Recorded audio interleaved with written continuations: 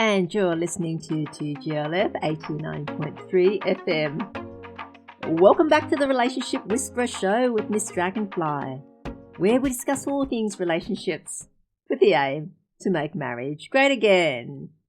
And we are coming live from the studio today and welcoming back my guest, Bluey. Welcome back to the studio. It's the Blue looking out for you. Yeah, I think I scared you off for work last week. Gathered some courage to come back, eh? Just made it.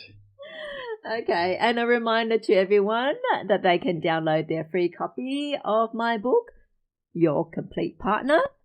Okay, a guide to how to choose your permanent partner, your forever partner, your life partner.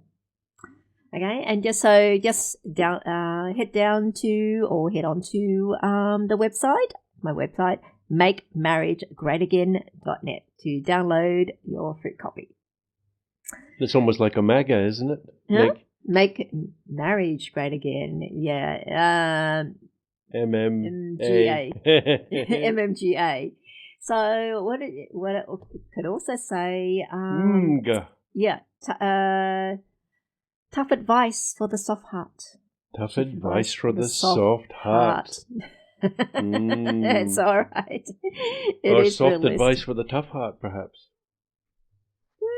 Yeah, melting some tough hearts. Yeah, the tough hearts will come around once I've explained how to go about it. I mean, so many people are going about it so wrong.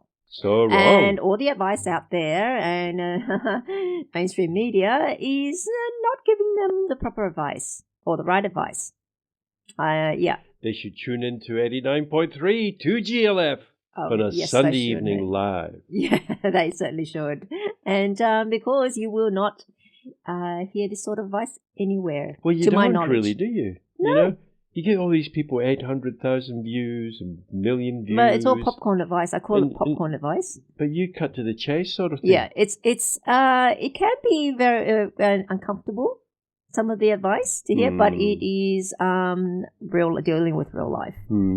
Yeah, it's just so it's like not cute. Might not be cute and cuddly, but it might be what you need to hear. It's just like something, you hear people say, "Oh, you can do anything and long." I can do anything.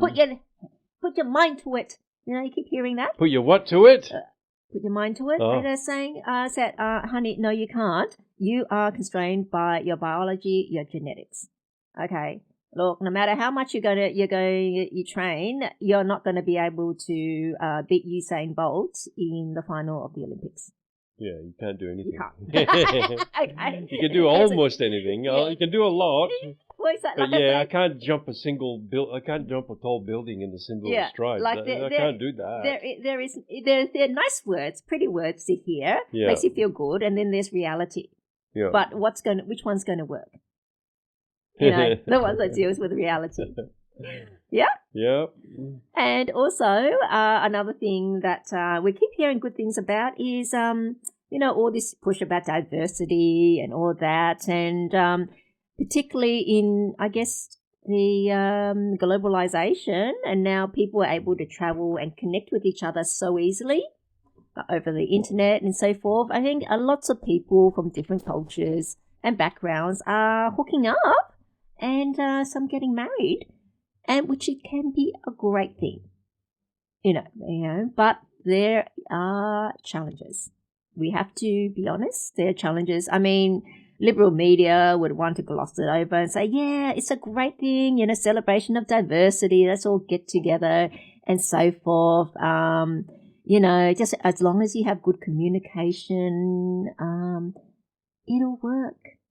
We can marry anyone. There's no issues where the reality is there are. Okay. Yes, I say it can work very, very well. However, what's the reason why you don't see them as common as couples marrying from their own race or culture? Well, there's a lot of combines. Because there are issues. Firstly, with different groups getting together, being attracted to enough or understand enough each other enough to get together. Well, doesn't opposites attract?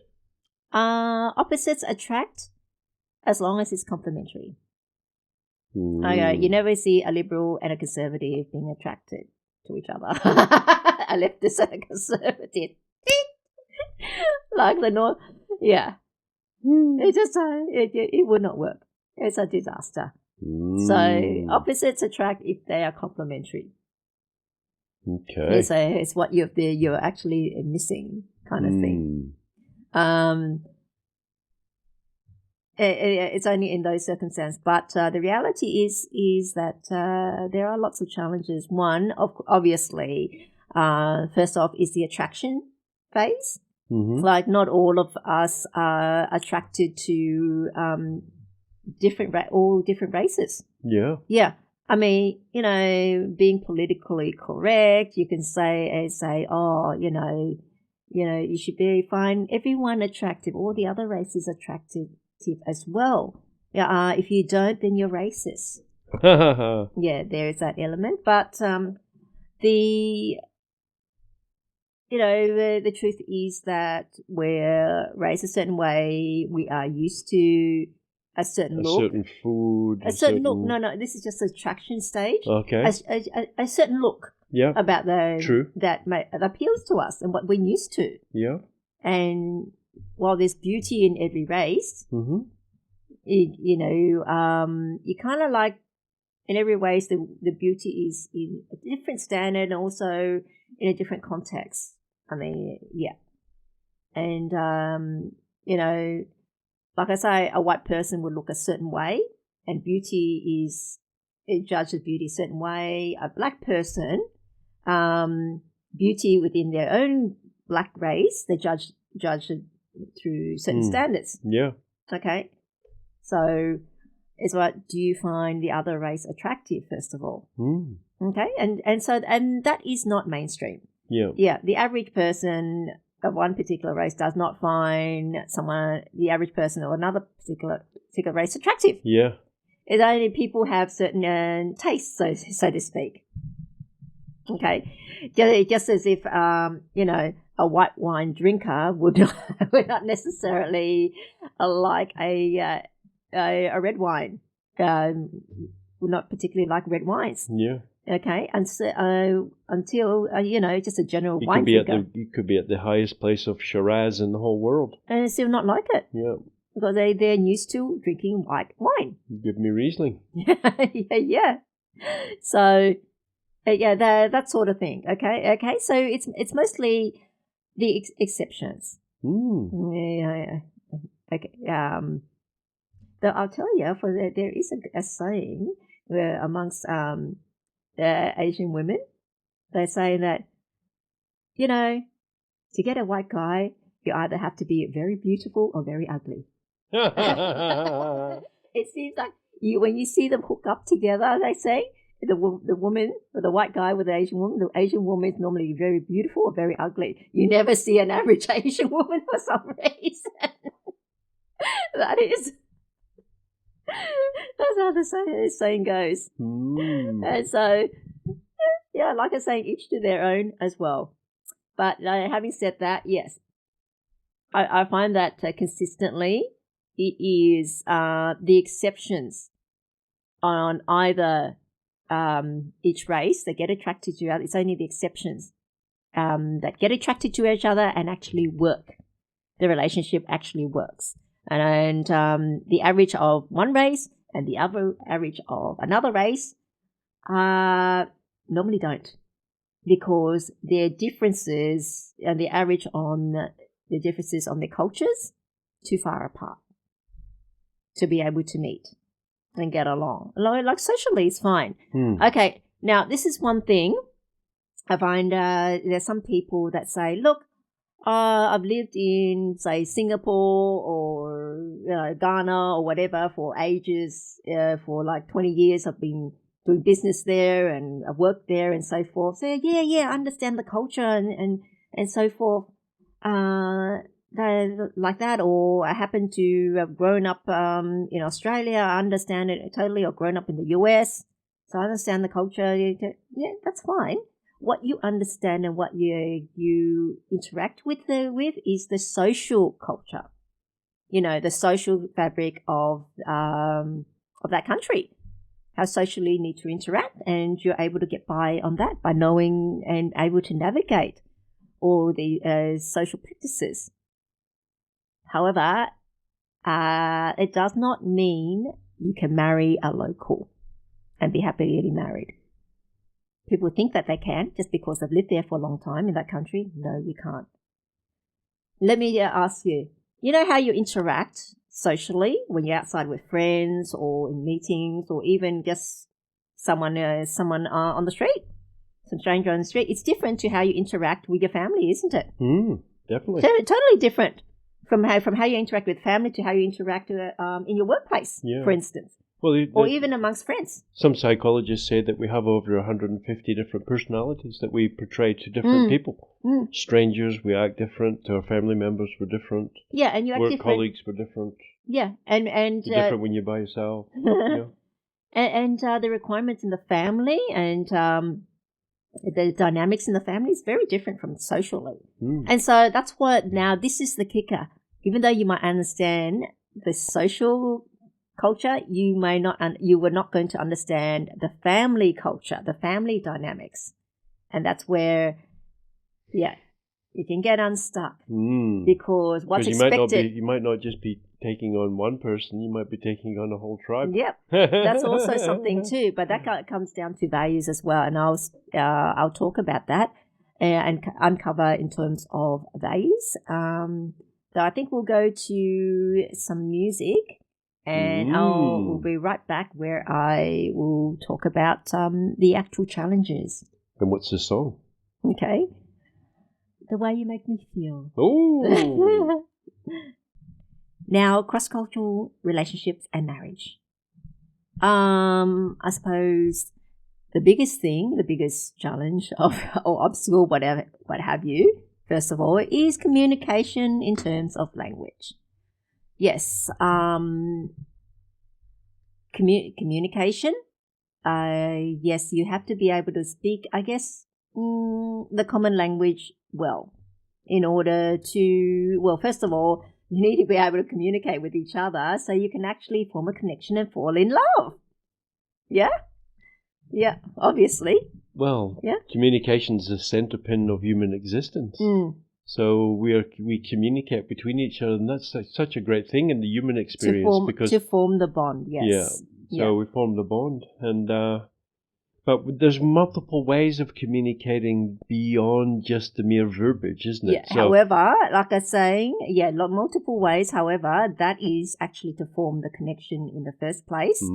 However, once you do have a relationship, if you are in sync, then you'd understand each other. You would have no problems communicating because you don't have to continually explain yourself. You say something. It's a lot of challenges when you both don't have the same first language. Yeah. And then it's very difficult to articulate, and therefore, because one person's obviously you can't use your language skills on the person. Your communication has been reduced. Yeah.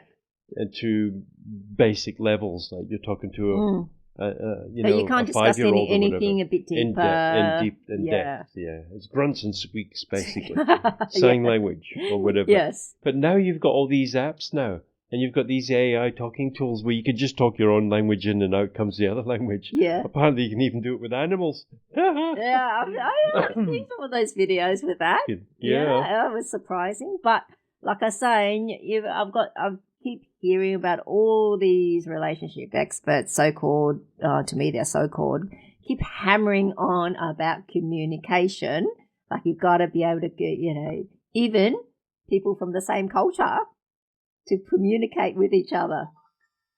So that is not a matter of being able to speak the language, understand, because if you have to continually work on communication with someone, especially from your own culture and speaking your own native tongue, to me, that says that you've got underlying issues, that you don't understand each other. You're not compatible.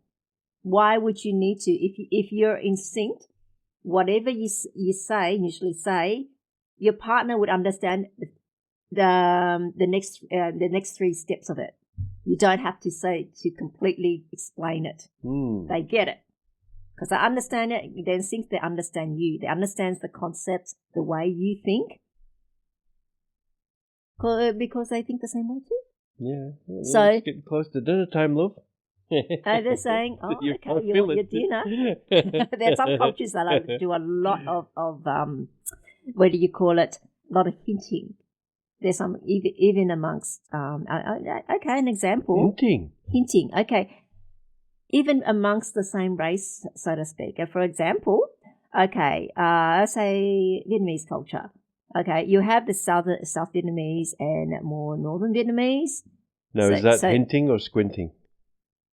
No, they speak the same language. Okay. It's more hinting. Okay. Like I said, look, he's from the south and she was from the north, and more northish. And what happened? They married, and she was telling him, "Darling, are you thirsty?" "No, I'm fine." Yeah, I said, "Darling, would you like a glass of water?" "No, I'm fine." What she's really saying is she would like a glass of water. Can you get it for her? "Darling, what day is today?" It's Sunday." "What day is it today?" "Well, it's Sunday." You didn't understand that. "Oh, it's Sunday. You're supposed to take the bin out. Reminder to take the bin out. It's Sunday." See, that is subtle. That is that. But that is her. It's a culture in a culture. So, and if she's spoken to someone or the northerner, they would get it. It's like that. That's part of it. But he was a southerner. He didn't understand. I see. So that's not about language. Okay.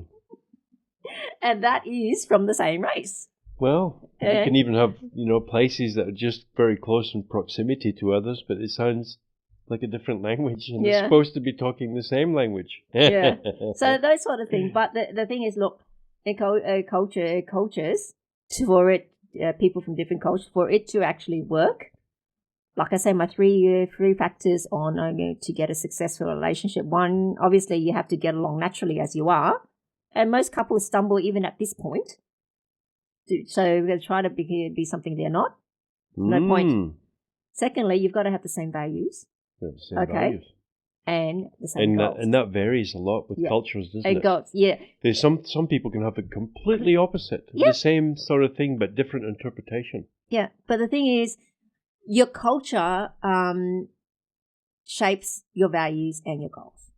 True? It has a huge influence on that. Yeah, it's a big influence. Big on that. It shapes it. So your culture, so especially, like I say, money. In terms of money, there are cultures that are very hardworking, but saving cultures, and there are cultures where, life's good. Like I say, they might only have $10 in the bank, doesn't concern them. I'm saying they'll always be looked after. Hey, kind of thing, blasé about it and being laid back. Then that's a clash, and also about family. There are lots of cultures where family is so important. Everything's so very close-knit. And also, you go over if someone's birthday, someone's engagement, wedding, and so forth, and especially if there's lots of relatives, there's always invites sent over. And so in other cultures where they may not speak to us, haven't spoken to their siblings in like 20 years. Yep, there is. So then there'll be problems when there. Yeah. And then there's other thing with goals. Like I say, there's some people have, I just want to travel, keep traveling the rest of my life. And some will say, them goals. I thought you meant football teams. You support different football teams. Well, different cultures is different football. Is that that's going to be a red flag? Is it? I'm only joking. Yeah, but like I say, supporting the same football team is, and it depends. It could be a red flag. It depends on what team you support. And the same thing is, liking the same music or having the same hobbies. Yes, that's nice, very nice and well, but that life doesn't revolve around that. Does it? So irrelevant. No, it doesn't. Just saying, it's nice, but it doesn't hold any weight. Very, very little. Right. So that is how the reason why different cultures, it's very hard for them to get together because of those factors. Now and again, you get exceptions from both sides. Yeah, so if you know, they've got the same common ground. You know what? If the two of you happen to have the same values, okay, from different culture and the same goals, hey, then that's fine because then you know what? Because then your personal culture is the same. It's the same. Your personal culture is the same. Then therefore no problems. Yeah. So, but that's where the problems is. And it's also like, I guess, you know, some cultures are very conservative and some cultures are liberal. And then it needs the exceptions from both sides to work. So from the liberal culture, you might have someone is exception to might happen to be conservative in the liberal culture, and someone from very liberal in the conservative culture, and then they overlap. They've got that little bit of overlap. Integrate. And then they're able to meet up. To match up. That's the exceptions. You know, like I say, I mean, you've got variations, and then it's the part that overlaps, people that overlap each other, those little parts, those are the ones where the relationships will work. Okay, because they meet up. And that's why you see the smalls. What country is that from? Overlap? The overlap is in lots of cultures. You know, say, you know, conservative and liberal. Look, anything Eastern is usually conservative. Either East European, even though they're white, they're still conservative. East European, Middle Eastern, or Far East. Okay, and the West is normally liberal. Generally, true. So very interesting. Yeah, so that is one of the factors, and I see the big difficulty in it. You do? Well, that's because you're Miss Dragonfly. You can see it. I can see it. And also some things that most people don't actually what advice would you give them? That's the thing is, if you're not, for example, basically your values have to meet. Your values and your goals, and only if you are able to, if you're in sync, that'll work. And you understand, you're saying that you don't get offended. Like, this is another thing, okay? There are some cultures that are far more sensitive than others. Yeah. Okay, then that's an issue. They can get rubbed the wrong way. Way, where the other culture would know, is that rude? I wasn't trying to be rude. That's not rude. How come the other person took it as an offense then? Scratch their heads, huh? It's normally, you know, like if one culture, the tolerance for being offended is this high, at this level, and the other culture, the threshold for being offended is down here. Well, if someone from up here says something that's, you know, offensive level, this level, it's fine because that's not offensive to them. It's not that level, but someone from down here says, "Oh my God, how could you say that?" And get all offended. And then that's an issue. Okay, but seems to be a lot of that these days. A lot of that, you know, a lot of these. Be careful what you say. People, you have to treat them with cotton gloves. But there's a big problem. One thing is normally women are more emotionally affected, and get offended more easily than men, and men are supposed to be more tougher. Made of more sterner stuff. Yes? But what happens when you have a woman, the culture with she wears the trousers? Offended tolerance up to there, from here. And the man is from the culture, the offended threshold is down here. So what would that mean? The woman has to continually be careful that she doesn't say anything inadvertently to offend the man? Yep. What type of man is that? How can you know? Come on. It's ridiculous situation. Very ridiculous. But I've seen it happen. Okay. Okay. Whereas, you know, some things are saying, you know, like the water of a duck's back is saying, that's nothing. And the person's just so offended. really? Was that offensive? They don't actually understand it. They don't know that that's offensive. The other person is so, gets so, probably can't even sleep that night because they're so offended. That man can't sleep because the woman said something. Yeah. Probably unaware. Unaware. And saying, what? And you can see that type of situation doesn't work because the average person from here and the average person from there. Isn't it amazing all the different cultures we have on this earth? And it gets even more There's worse. like, 100 and something odd country, 190 countries or something like that. And there's almost a variance with everyone. Just about. Yeah.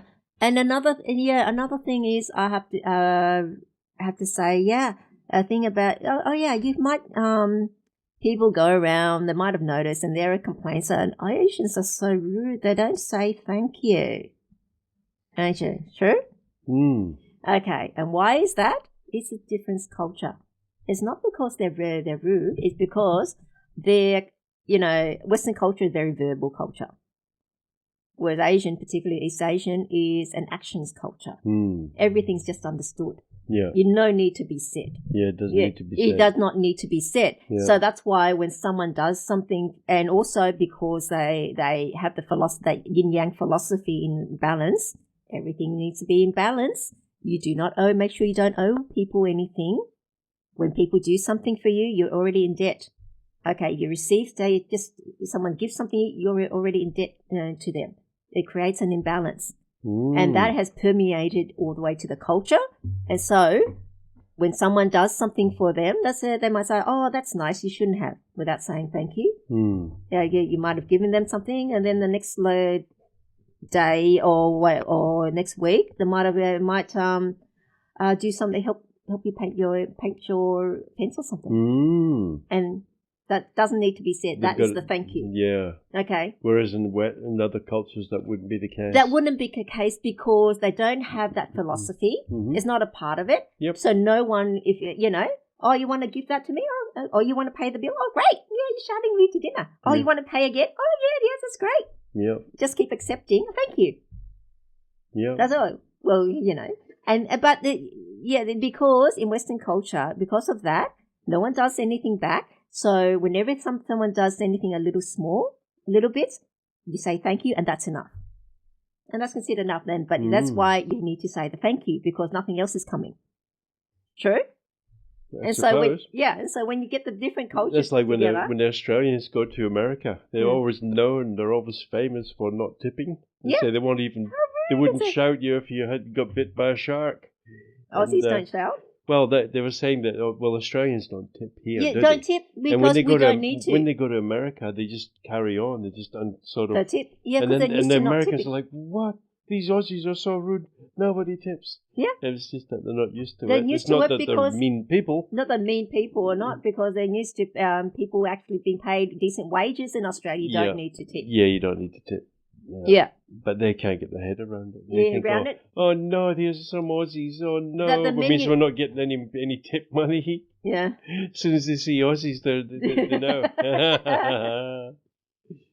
So that came back. And then there's other ones. When you shake the hand of an Arabic person, the key is to do it as gentle as possible. Means that you're not trying to overpower someone. Yeah. But in Australia, you go, g'day, mate, how you going? You need a firm handshake. And it's like, it means that you really want to be there. Yeah. You actually look a bloke in the eye, and then shake his hand or whatever. But they do it the opposite. If you do that to an Arabic person, he thinks that you're being offensive. Yeah. That's one of the biggest offences. And if you did the Arabic handshake to an Australian person, that would also be an offence. Look at this asshole, doesn't want to grab my hand. Yeah. He's just like, he wants thinks he's too good. I'm not good enough. Good. Yeah. I'm not good enough. You want me to kiss you? Want me to kiss your hand and kneel down and curtsy? Is that what you want? You see, but unless you had that form of communication, you actually knew that information. Yeah. You could start a war. Well, wars have been started on less than that. Dear. Well, hopefully never again. Yeah. So what we'll do, we'll go to some music and we'll be back. And I think we've got a question from someone. So we'll go through that. Okay? All right. And you're listening to 2GLF 89.3 FM. the Relationship Whisperer show with Miss Dragonfly, where we discuss all things relationships with the aim to make marriage great again. And now, Bluey, I believe we have a question from one of our listeners. We do indeed, absolutely. Hello. I'm curious about navigating cultural differences in a marriage. What advice would you have for couples from different cultural backgrounds to ensure mutual understanding and respect? Miss Dragonfly. Oh, please help. Okay. Not sure if you already found your someone. Met someone like from another culture. Sounds like they've met someone from another culture. Yeah, sounds like they have. So what I really have to ask is, and they're thinking about marriage. Are you thinking about marriage? Okay. Like I say, look. Cultural differences is more than just the language or the food or whatever. People think, oh, they might like such and such food with their partner, and that's fine. Well, that does help because I'll tell you a question. I know there's someone that was in a cross-cultural relationships, and she had to wait until he wasn't around to cook what she wanted because he'll complain either with the smell or the ingredients. Like she would cook offal sometimes, and he might find awfully. Find it offensive. What was it? How did she cook? That? Awful. She cooked awfully. You know what offal is? Organs. Either liver or yeah. Awful. That's awful. Why they call it awful. Awful. Liver. Yeah. Why was it too old? Liver, was it off? Was it off already? I mean, I understand it. Back, I think, in the 60s or whatever, people in Australia was eating sheep's brain.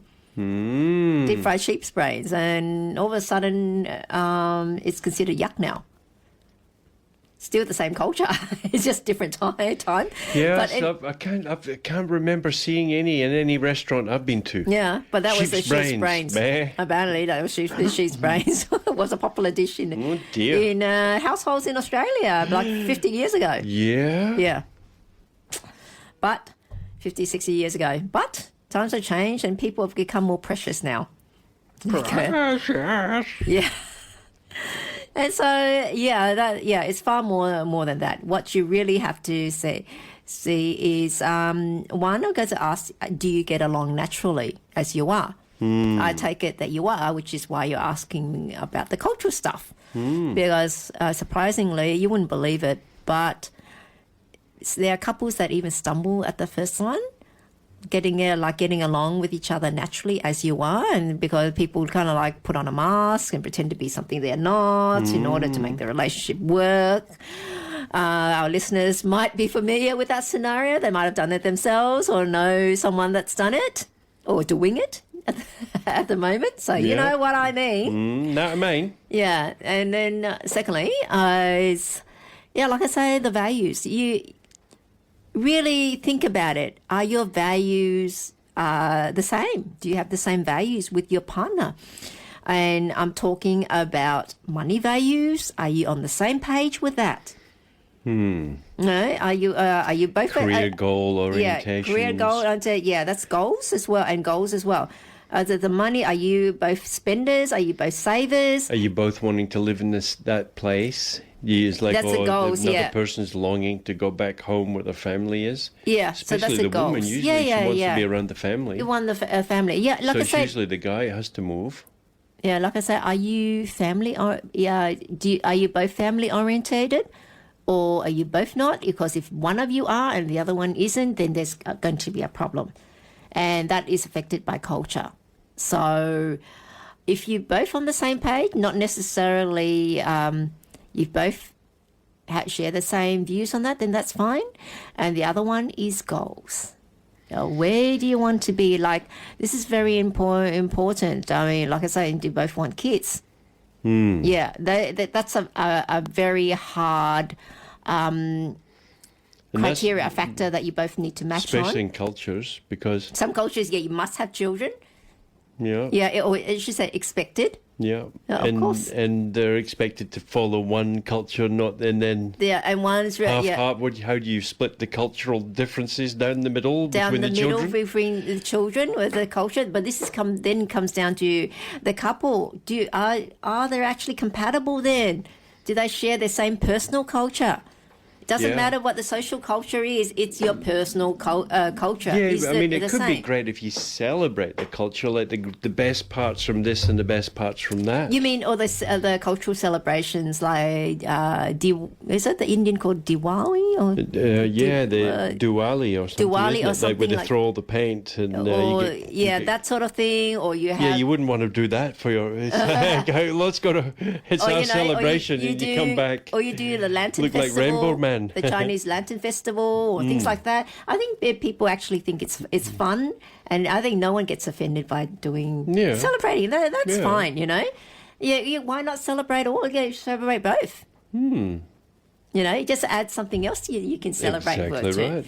Yeah. But what I do also draw the line at is never convert for anyone. Oh. For your partner. If your partner wants you to convert, it's a line in the sand.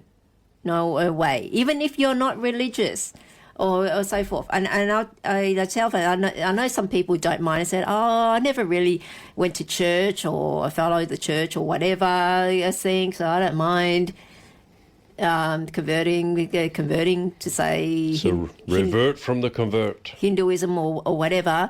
But I tell you this, is I would actually find that very offensive if I was asked to convert. You know why? Because your beliefs, your religion has shaped your beliefs, and your beliefs have shaped you to be the person that you are.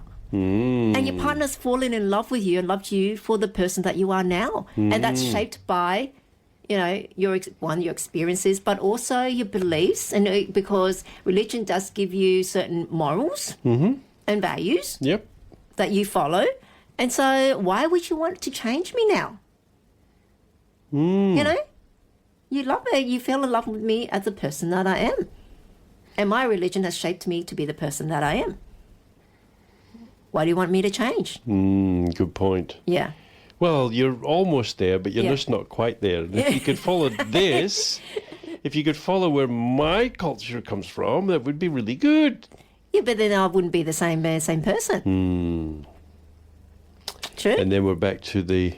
Yeah, and then it's not so exciting then. Not so exciting because, yes, they're saying you have to be loved. Like I say, it goes back to what I keep saying. You have to be loved for yourself and as you are. Because you can only ever be happy if you're able to be yourself. I see. Aren't you? Because, you know, very good advice. Always yourself, and you always be loved. And it always works because you're always yourself. It's the easiest. It's the default, you know. Without you having to think about how to act, you're always acting yourself.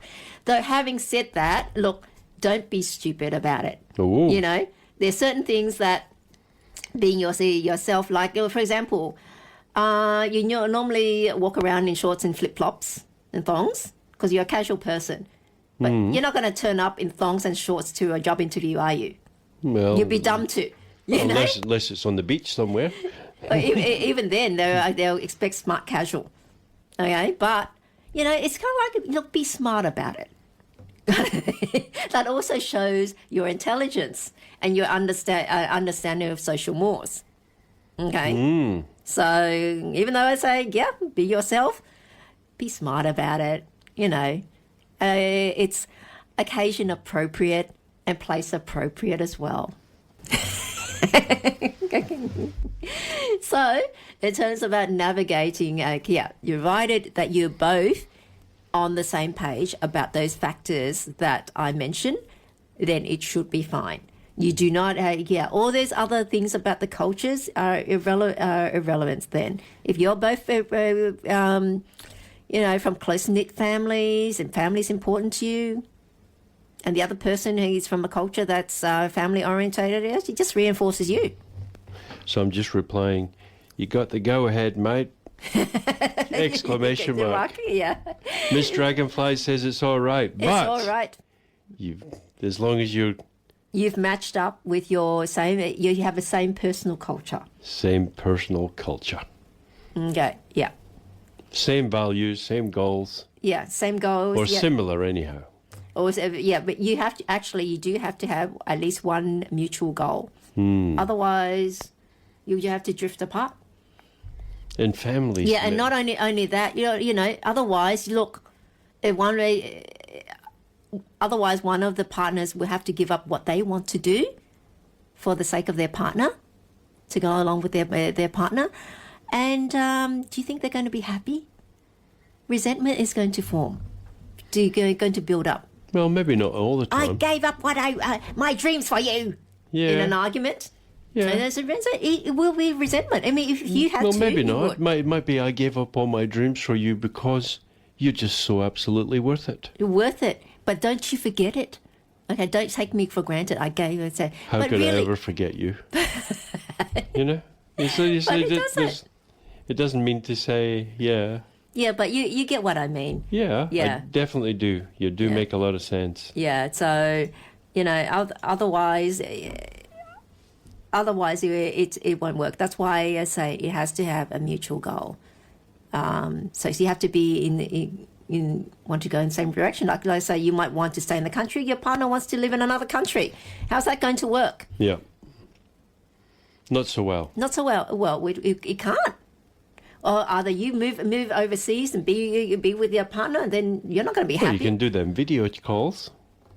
Face-to-face times. You're saying absence makes the heart grow fonder? Well, or forget. Yeah. Or forget, yeah. That's one of the two. It's too difficult. And I'm going to cover long-distance relationships in a later show. Yeah. Because that's also important. Well, how far is a long distance nowadays? Well, it'll be overseas Before, it used to be 20 Ks. No.